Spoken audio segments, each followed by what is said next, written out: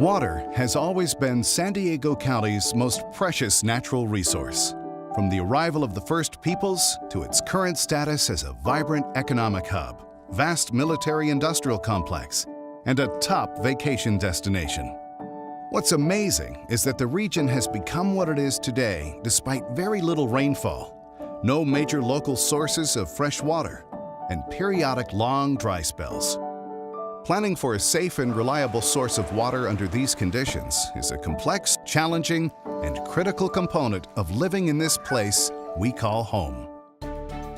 The Kumeyaay people were the earliest inhabitants of the region.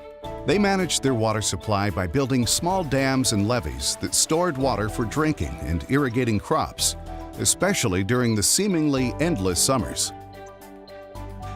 In 1769, Father Junipero Serra arrived in San Diego and started constructing the first mission along the California coast. 2 years later, they moved the San Diego mission 6 miles from its original location to more easily access the San Diego River, where they built the first major dam and aqueduct on the Pacific coast. With the arrival of the railroad in the late 1880s, San Diego grew rapidly. Commerce expanded, farmers planted more lucrative citrus crops, and city dwellers adopted irrigated landscapes. Small water companies could not keep up with demand, and city leaders began to see the need for a municipal water system. In 1886, the region's first major water project took shape when the San Diego Flume Company was formed to build Cuyamaca Dam.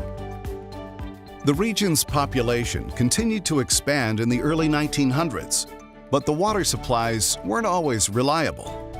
After a decade of drought, the San Diego City Council agreed in 1915 to pay self-proclaimed rainmaker Charles Hatfield $10,000 to fill Morena Reservoir. After Hatfield applied 24 secret chemicals on nearby mountains, the deluge started. And it didn't end until roads and bridges were wiped out across the county.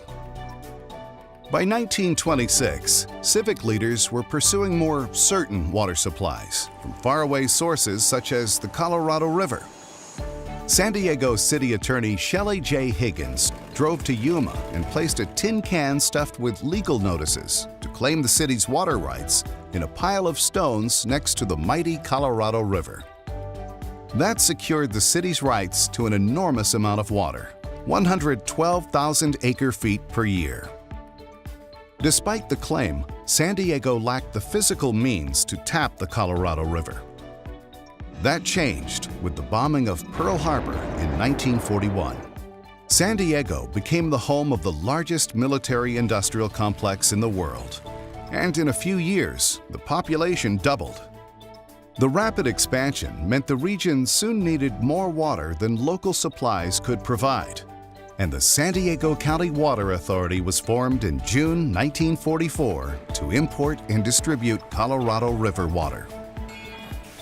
Later that year, President Franklin D. Roosevelt ordered the Navy to build a pipeline that would connect San Diego to the recently completed Colorado River Aqueduct, built by the Los Angeles-based Metropolitan Water District of Southern California. Upon joining Metropolitan, San Diego's rights to Colorado River water were added to Metropolitan's allotment. The first Colorado River waters reached the city of San Diego's San Vicente Reservoir the day before Thanksgiving Day, 1947, and not a moment too soon. The region had less than 3 weeks of water supplies left, another reminder that the search for water is a constant challenge in San Diego County's history.